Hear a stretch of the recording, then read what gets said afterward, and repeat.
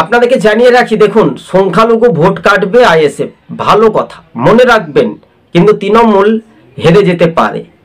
দেখুন মুর্শিদাবাদের রেজিনগর, বেলডাঙ্গা, তারপরে জঙ্গিপুর, এই জঙ্গিপুর মহকুমা বিভিন্ন ইস্যুতে আমরা যদি দেখি তাহলে তৃণমূলের একটা তাসের মতো ঘর ভাঙছে।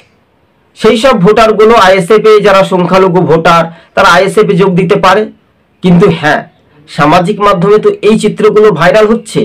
দেখুন নওশাদ সিদ্দিকী দক্ষিণ চব্বিশ পরগনা বলুন বা উত্তর চব্বিশ পরগনা বলুন, এই দুই জেলা থেকে তৃণমূলের গড় কিন্তু তাসের মতো ভাঙতে পারে। তাই এই সমীক্ষাতে উল্টে যেতে পারে তৃণমূলের ভোটের ফলাফল।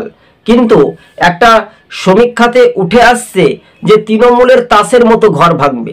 অন্যদিকে হুমায়ুন কবির তৃণমূলের 5 নেতা নেতৃত্ব দেখে একেবারে খোলা মাঠে ওপেন চ্যালেঞ্জ করেছেন মুর্শিদাবাদে।